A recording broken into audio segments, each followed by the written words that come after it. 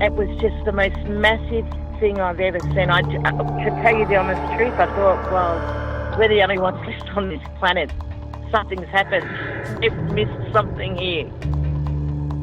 The fear that went in me when I seen it was just like the feeling. I'd say it was fear, but I've never felt that feeling before in my entire life. It's a weird feeling, like you can't explain it when you don't know. You feel like you're being followed, but you don't know what it is. We had two to our right, another one in front of us, another one to the left, and another one just across the road, shaking the daylights out of the tree. All we get was a big red eye. I remember waking up and looking at the end of the bed, and there was a figure there, almost insect-like, and then I blacked out. Welcome to the show, everyone. My name is Cade Moyer, and you are listening to the Believe Paranormal and UFO podcast. If you have had an encounter and would like to share it, please get in touch with me. My email address is believepod@gmail.com. If you enjoy the podcast, be sure to leave us a rating or review wherever you listen, and head on over to our website, believepod.com, and consider becoming a member to get bonus episodes and video content.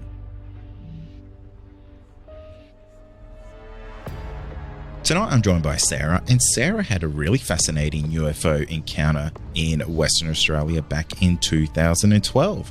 Sarah, welcome to the show. Thank you. Thanks for having me on. It's great to have you on, and you're joining us all the way from the UK, which is really exciting. It's great that we have listeners kind of all around the world, and I just find it so fascinating that you were living in Australia, you had this amazing UFO encounter, and you've kind of reached back to Australia to share the story. So thank you so much for doing that. Yeah. Oh, thanks. Thanks for your podcast as well. It's due to your podcast that I am talking right now, because obviously I haven't spoken about it. And I said to you before we started the show, I haven't even told some of my best mates about the experience, just due to kind of fears of it, and thanks to your show, we can come on and talk about it openly. Thank you for the kind words. Would you be able to take us back to this day back in Western Australia in 2012? Sure. Yeah. So I moved to Australia in 2008, and I was backpacking around. I was living in a town called Dunsborough in Western Australia, and I worked up at the Bunker Bay Day Spa as a holistic therapist. And it was the 5th of August 2012, and I had my usual day off. I was heading into Bunbury, the town about an hour over, to go to an exercise class. Before I went to that exercise class, I was a little bit early, so I thought I'll go and have a mooch around the town, grab myself a drink, went into this little hippie shop called the Blue Buddha. Thought I'll just go in there, have a little look around. And the lady at the counter was like, would you like to have a reading? We have George in today. So I was like, oh, okay, I'll have a reading. I'm not really into psychics, I have to say, despite being a holistic therapist. I've never really been into psychics, but I was like, oh, I've got some time to kill. I'll go and have a reading. So I met George and I had this reading. And at the time I was feeling a little bit lost. I'd not long broken up with my boyfriend. So I was feeling a bit, I needed a bit of guidance. So he did me this lovely reading. And one of the things he said in the reading was, you're going to have a spiritual awakening. So I left the shop and thought, I didn't really think too much of it. I went to my exercise class, did my exercise class, and I was driving home. It was around sunset, which is normally around 6 or 7 in Western Australia. And I was driving down the freeway from Bunbury, heading towards Capel, the Bustle Highway. And I started to remember, I was thinking about my day, and I was thinking, I feel really pumped for my class. And I was just feeling awesome. And in my head, I was like, oh yeah, George said I was going to have a spiritual awakening. So I was like, I'm going to have a spiritual awakening. I'm going to have a spiritual awakening. And I was like, had this mantra going in my head, and I was really feeling it to the core of my being. And I was like, yeah, living the dream, living in Australia. And, it was all awesome. And then as I'm driving down the freeway, I've just gone past Capel, and the Bustle Highway goes from double lane into single lane. And all of a sudden I see this bright light in the sky. And I thought, oh, wow, what a beautiful star. That's really nice. And then I'm driving a bit more, and this, what I thought was a star, started to get bigger. And I thought, oh, wow, it's a really bright planet. I wonder what planets are like showing tonight. And then as I'm driving down a little bit more, it's getting brighter and lower. And I thought, I was like, holy shit, like, is that a plane? Like, and this is 2012. We didn't get much aircraft over. I think when I was living there for 4 years and I only saw one flight go over, like one plane go over in the whole time that I lived there. And I was like, wow, that's like a really low aircraft. And as I'm driving along, it's as if I'm driving on a runway and there's a plane coming to land. It just looked like it was coming towards me lower and lower. And I was like, my heart just started beating like so fast. I was like, what is going on? Like, I felt so scared. And then all of a sudden my sat nav went completely dead. I picked up my phone. My phone had switched off. And as what I thought was like a light aircraft, it wasn't. It ended up, it was a UFO, like a spaceship craft. It came over, didn't go all the way over the car into my head. It went over to the left-hand side and I was nearly under the whole thing. And the only way I can describe it is it looked like the top half looked like Flight, you know, the film Flight of the Navigator? The top half looked like that. It was like the totally silver, like metal, and it had like the ridges in it, like Flight of the Navigator. But underneath, it was like a triangular shape, and that was totally flat, and it had lights underneath. There were like in the middle was a large circular orangey red light, and then I'd say like on the wing, I mean, it wasn't an airplane, but each side of the wing, there was just like a bright white light either side. And at the front of this triangle underneath, it had another circular bright light as well. And they were all sat like flush to the surface. And then there was also like a blue on the left-hand side of it. There was like a blue, a bit like a blinker light. It wasn't blinking, but like, you know, you get a blinker light on an aircraft. It was like a small light on the left-hand side of it. And I could even see on the side of the aircraft, the side of the UFO, there was like some writing. It was like a rectangular, like metal plaque, like stuck to the side, and it had like writing on the side of it, and it looked like hieroglyphics of some kind. And I remember the first one, there was about 5 to 7 like hieroglyphics on the side. And the first one kind of looked like it wasn't an om, but it looked like an om. And then a couple over, I remember what, you know, you have the email sign. It's like the circle, and then you've either got like an arrow coming off it or like a cross coming off it. It kind of looked like that. It was a circle with like a stick coming off it, with either an arrow on the end or like a cross. So it looked something like that. I cannot remember the other letters or the numerals, because it all happened like so quick. And then it went off. There was no sound at all. I don't know how to still carry on driving, but I just think it was just pure shock. And I didn't want to stop because I thought, like, what is this? I was so scared. It went off to the left-hand side of me, and I couldn't see it because I was driving the road. I didn't stop or anything, and it went off to the left-hand side. And I carried on driving, and I was like, just totally in shock. And I thought, oh my God, what the F was that? Like, what is going on? And then my sat nav came back on, my phone came back on. So I instantly called my ex boyfriend up. I was like, you'd never guess. I told him the whole story. I was like, you never guess what I've just seen. Like, this just happened. And then I happened to just look over to the right-hand side, and over the ocean, I could see about 5 to 7 blue lights, like in Ziggerton. So whether that was like one big craft or whether that was like 5 or 7 smaller crafts, like the one that had just flown over me, I don't know, but they were hovering over the ocean. All I could see was the blue light. I couldn't see any of the metal. It was too far away. And I carried on driving. He just really calmed me down. He was like, I believe you, calmed me down. He was like, just get home. So I drove all the way back to Dunsborough. I literally parked up so quick in my drive and just ran into my house. And I remember being in my kitchen, and it just felt like a sense of, I don't know whether it was shock or whether it felt like a sense of electricity, or whether that was just the shock from it all. And I remember just ringing up my my mum straight away. I was like, Mum, I've just seen this UFO. I was in hysterics talking to her, and she just like really calmed me down. She was like, call George and just tell him what you've seen. So I managed to find George's number, and I called him up and I told him what I saw. He was like, okay, can you draw it? Can you write down just everything so you don't forget it? So I wrote it all down and drew it all on that. And I arranged to meet up with him again, like in the week.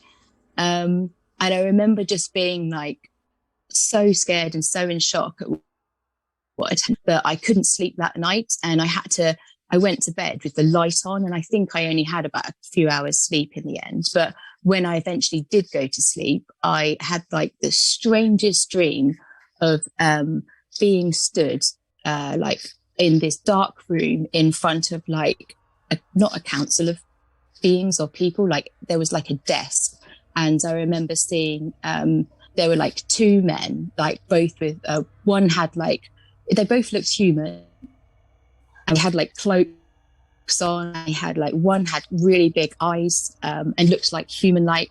The other one was paler, a lot paler in the skin, and had like long blonde hair, both with these like cloaks on. Now, I'm not saying that's true and that was what was in that spaceship or whatever it was, but maybe that dream was my mind trying to comprehend like what had happened, or whether that was a bit of a memory coming back. I don't know, but I feel I need to explain that part as well, because I feel it's quite relevant.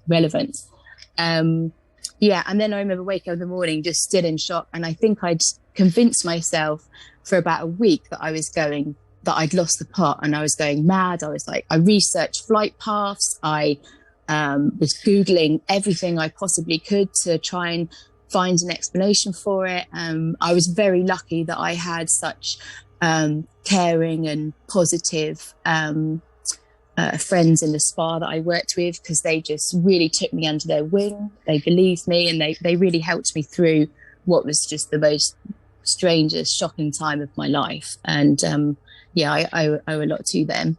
Yeah, and then after about a week, I kind of like managed to settle myself down a bit and thought, well, if I was going mad, then surely I wouldn't still be functioning, and I wouldn't know I was mad. You know, if you're bonkers, aren't you? You know, you don't know you're bonkers, do you? You know? So I've managed to like calm myself down. I was like, no, I know what I saw. There's no flight path. It was an unidentified flying object that I saw. Yeah. And then ever since then, I've just kind of kept it to myself and the people closest to me, really, until now, speaking to you. Wow, Sarah, that is quite a confronting UFO encounter. Yeah, 100%. Yeah. We didn't have any, like, back then we didn't have any podcasts. I didn't find any, because I searched, you know, we didn't even, you know, I wasn't even really go on Facebook very much. Like, I mean, it's so good now that we've got all of this support from, you know, Facebook groups and podcasts like your own, you know. So, yeah, thank you. Yeah, and you know what? It was such a fringe time for having a UFO encounter, and to have that support from not only your family but your partner and your workmates. That's exceptional, because people today even have trouble finding a support network like that with an encounter like that. Yeah, I think because I'm a realist, like I'm into holistic therapies and all for alternative therapies, but also like science as well. Like, I'm normally the first one to call bullshit on something, you know, and I think my friends know me, they trust me, they believe in me, and they know that I was telling the truth. You know, I mean, I'll take a lie detector, you know, you can analyze my body language and do whatever. Like, I know what I saw, and it was real. Like, and I think they know I'm not a liar. I wouldn't lie. Like, I've got no reason to. If anything, I'd rather not see it and carry on my life as normal, because, you know, it's totally changed me. My whole thought process, everything just goes out the window. Your schooling, the history, you know, everything's just blown out the window. And it's mind blowing. Like, it really is mind blowing. Yeah, you've experienced something that a lot of people would really dream of, because you went and saw something that's changed your paradigm completely. Yeah, 100%. Yeah. What does that make you think then? Because does that make you think what you saw was maybe out of this world? Do you think it was something different, like something not from this earth? Well, I thought at the time, it's a spaceship. It's from somewhere else, not on this planet, you know. And because of the writing on the side of it, this wasn't, you know, English or anything like that. It was like symbols, you know. It's just, I mean, I've gone through every theory. I've researched, you know, different aliens, and I'm just totally mind blown. It's just, there's so many rabbit holes, aren't there? And I think you could get lost in them. And I try and bring myself back out from that and just think, okay, it is what it is. It was what it was. Like, will I ever find out the truth behind it? Who knows? Yeah. And that's a really good mindset to have, because it is so easy to go down these rabbit holes, and then it's hard to come out, because you can get absolutely hooked on this stuff. People get addicted to, you know, trying to find the truth of what they experienced. And, you know, it's a dangerous dark path to go down, because the will of wanting to know what that was can never essentially be satisfied. Yeah, that's it. And I remember not believing in UFOs as well. Like, before this day happened, I was a bit skeptical. Like, you know, I'd researched things in the past, and, you know, my ex-partner was into UFOs and what have you. And I thought, oh yeah, whatever, you know, I was very narrow-minded, you know, I think. And I remember my dad was into UFOs as a kid. And it's really funny, because his favorite movie was that Close Encounters of the Fifth Kind. And me and my mum used to absolutely rip the piss out of him, because he'd always watch that film. And even to the point where we used to mold his bangers and mash, like the guy that used to mold the mash or whatever it is, in molding the clay or whatever.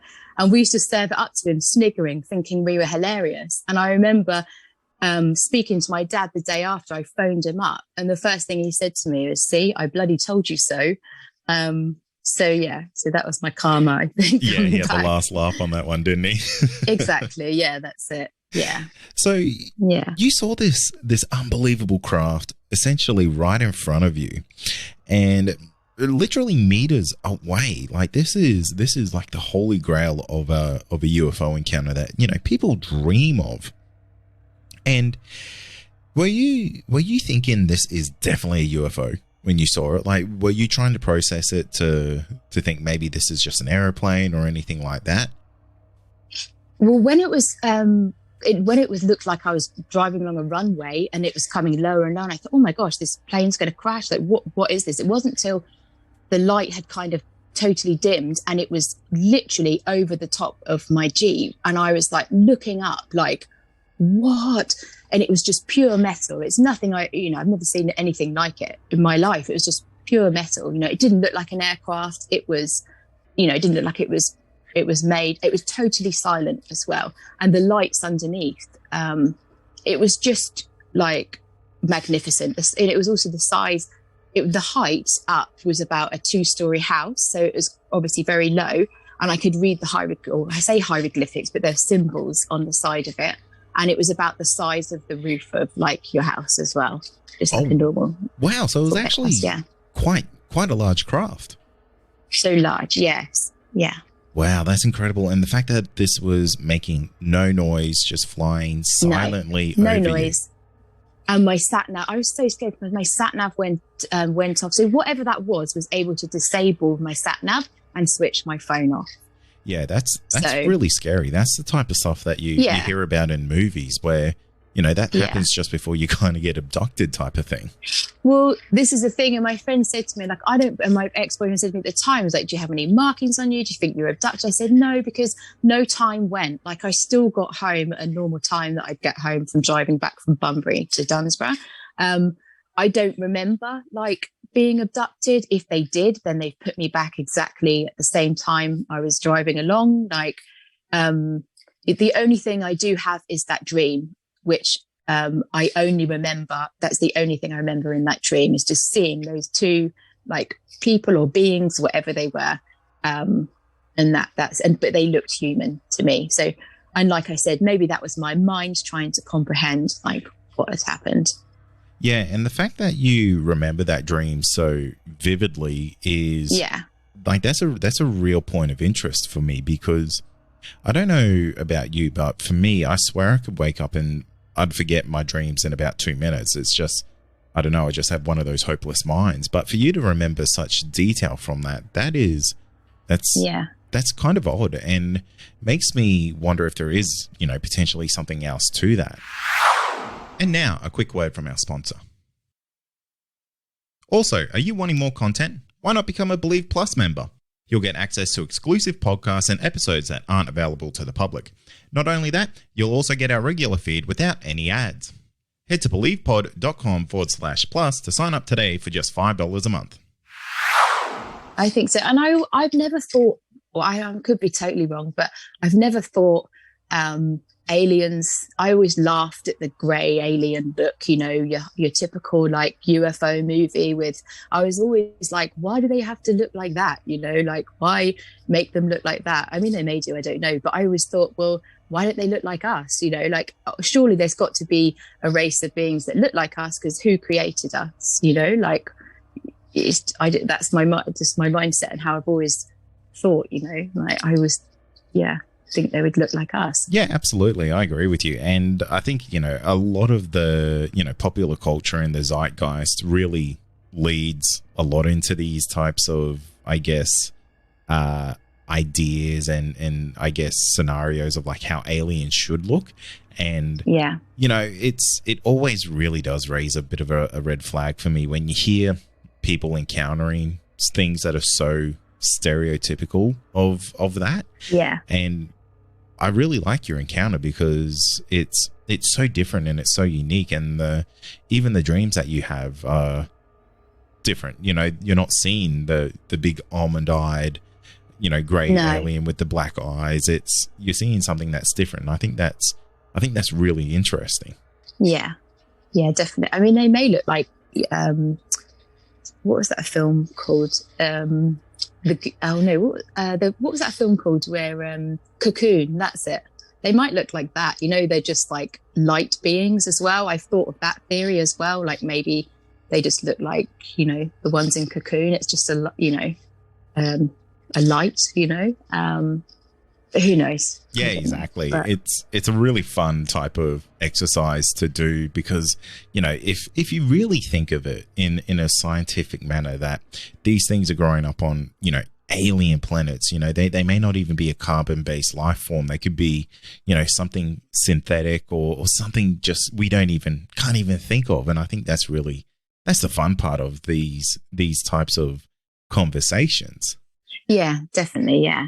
I think it's fantastic we've got so many platforms now to be able to do a bit of research on, and just some real thought-provoking things that you haven't thought of before. We've got to kind of work together as a collective, no matter how wacky our ideas sound. But, I do think we all need to come together and work as a collective, because I don't see us having any truth coming from any members of Parliament or, any governing bodies or wherever. I don't see that, or NASA or whatever. I don't see any truth coming from them. I feel it's going to come from us as a collective.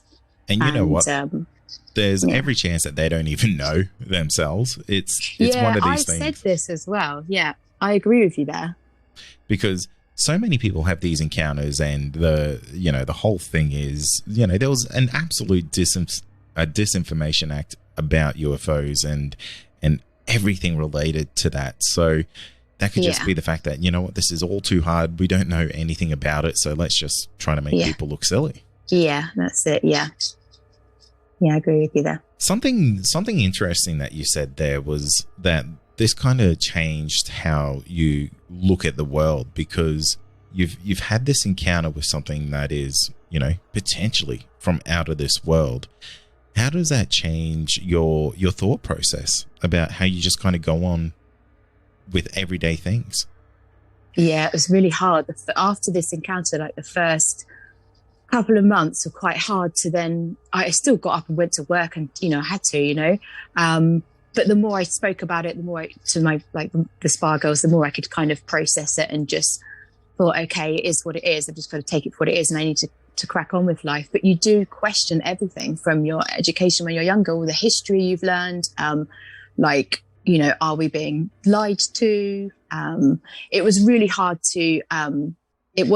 to switch off at some stages, especially because I thought about it every day. Not a day has gone past where I haven't thought about this encounter, but I did manage to suppress it, especially when I had my first child. I was, everything's up in the air when you have your first child, isn't it? It's just, you really need to kind of level your head, and just focus on your child. And I just thought, okay, I just need to bury this. So I did. I buried it for years and years and years. And it wasn't until moving back to the UK and then 2020 hit, and I had so much more time on my hands to think. And then every day it just came back. I was thinking about it, and it's like, right, okay, there's something in this that I need to, it's got to come up, it's got to resurface. And I spoke to my mum about it. I was like, Mum, I'm thinking about this every day. I can't get it out of my head. And she was like, maybe you should have some regression or hypnotherapy or something. It obviously needs addressing, So I did. I sought after having some quantum healing. Have you ever had that done before? No, I've never heard of that before. Can you tell me a little bit more about it? Quantum healing. Well, I don't think I'll do it much justice, but so it is a bit like hypnosis, and it's Dolores Cannon. She does the hypnotherapy and the regression to take you back to previous lives or future lives or what have you. So I found a guy in my area that does this, and I went and had a session with him, and it was absolutely amazing. So I was able to do the regression back to some past lives, and then we also went to the day that I'd had the encounter. Now nothing came up that I'd been abducted or whatever, but what I did get was that 2030, I'm not saying I'm Mystic Meg here, I'm not a psychic or anything, but this is just what was said in my my quantum healing, was that 2030 is going to be the big reveal. And that I could tell the difference between when you're not channeling, but a little bit of channeling. So you can tell the difference between yourself talking, your higher self, and then perhaps some other being talking to you. I could tell a difference between the three, if that makes sense. Okay, so it almost kind of sounds like a bit of a CE5 kind of contact type of thing. It is, yeah. Sorry, I should have said I did find this guy via CE5. So, he put me onto the CE5 work after I'd been to see him, which then led me to the Facebook groups and then yourself. So everything seems to have fallen into place, since seeing the quantum healing guy. Yeah, that's really interesting, because the whole CE5 thing, everyone has their own kind of take on it and their own kind of experiences with it. And, I'm really skeptical about it, but to be truthful, I've never done it myself. So, I feel like I don't really have any kind of authority to say, hey, that's great, or that's not great, or it's real or it's not. It's something I really do need to look into. Yeah, well, so do I, because I've joined the groups, I've read the manual, and I haven't. So I've joined the groups on Facebook, I've read the manual, but I haven't actually physically gone out and done any yet. Mainly due to lockdowns, but mainly due to I've still got so much fear. It was such a crazy thing to have happened. It's not because I just feel like if I go out at night, it's just going to happen again. I really want to be with people when it happens, but it's just that I've just got to feel the fear and do it anyway. I know I've just got to find the right group as well in my area to go out with, and what's the worst that's going to happen? Do you know what I mean? Just got to feel the fear and do it anyway. But yeah, it's on my list. It's on my list to do, and to meet up with the CE5ers in my area. Was that something you have difficulty with after that experience, is driving on your own or being alone? Yeah, for quite a while, driving at night. If I finish, because the sun sets so early in Australia, doesn't it? You literally finish work and the sun will set, and it's like, oh wow, it's only 7 o'clock. So yeah, driving home, driving anywhere, I was constantly looking up.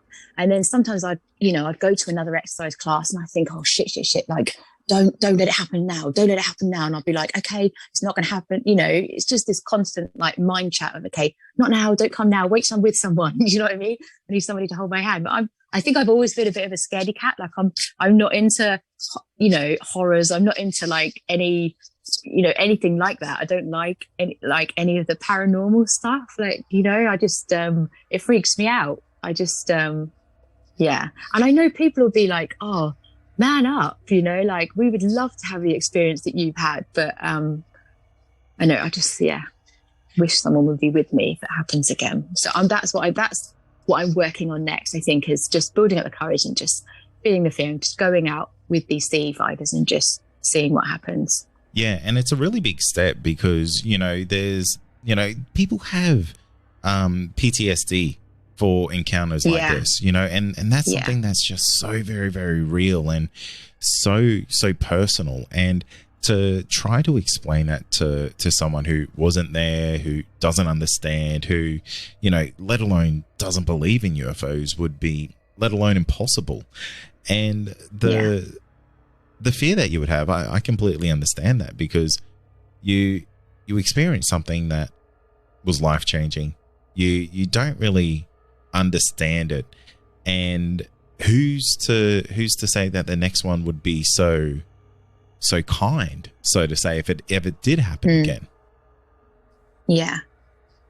I think I was quite lucky after it happened because I had all the SPA girls, I had a lot of treatments done. I felt like I had a lot of support. So, but yeah, I definitely reckon perhaps there was a bit of like post-traumatic stress afterwards.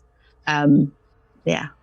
Do you think you'll ever tell close friends about this type of encounter now? Yeah, so it's funny because so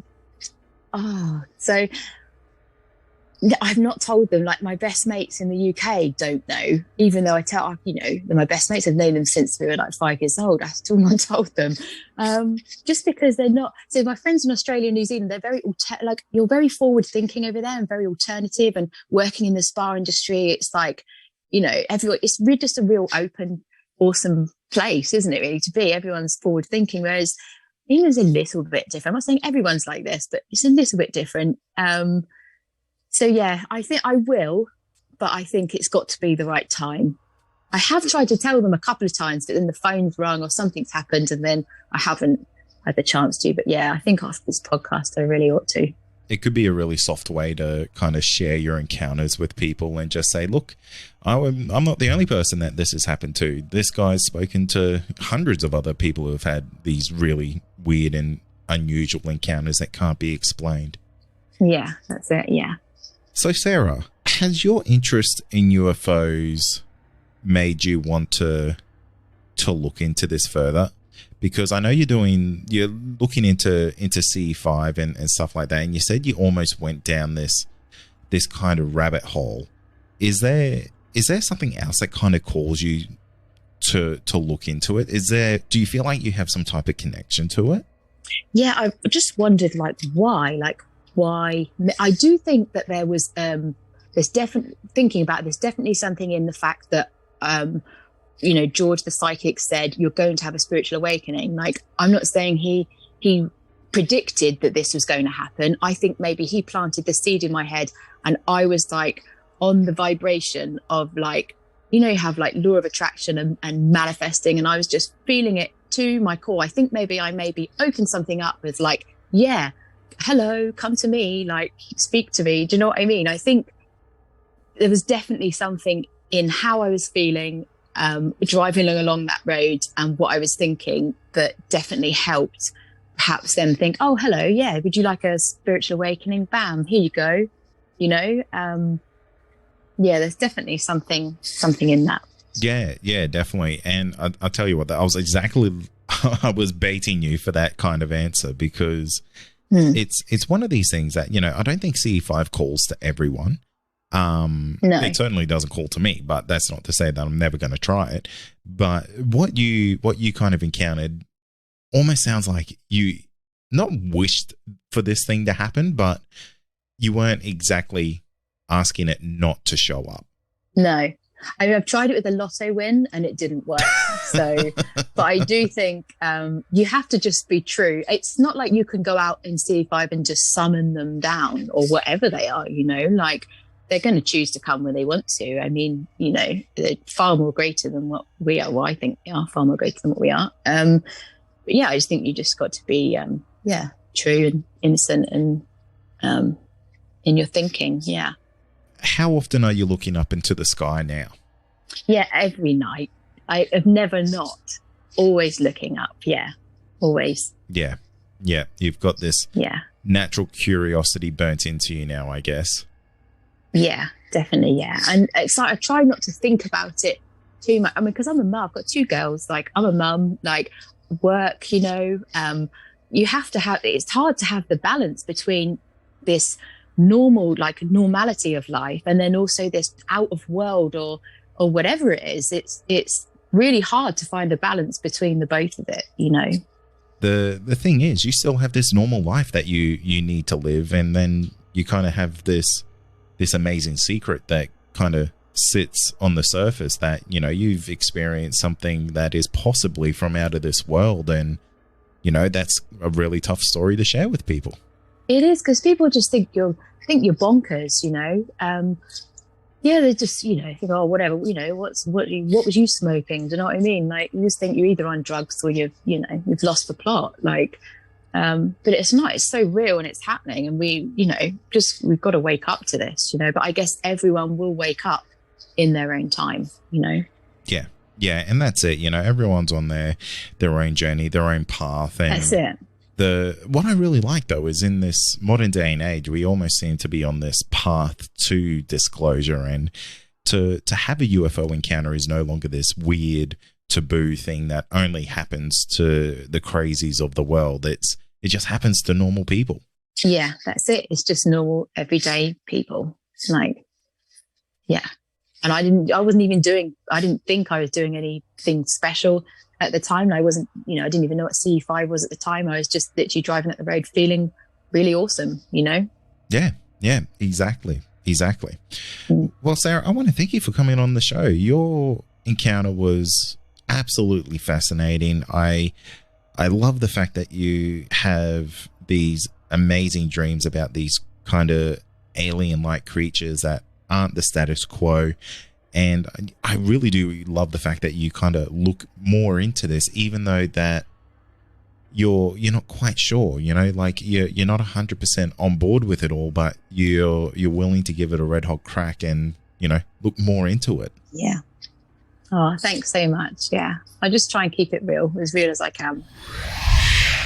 Thank you for listening to this episode of the Believe Paranormal and UFO podcast. If you have had an encounter and you would like to share it, please get in touch with me. My email address is believepod@gmail.com. Finally, don't forget to follow us on all our social media outlets and be sure to join our Discord server to talk to other listeners of the show. You'll find all these links in our show notes. Thank you.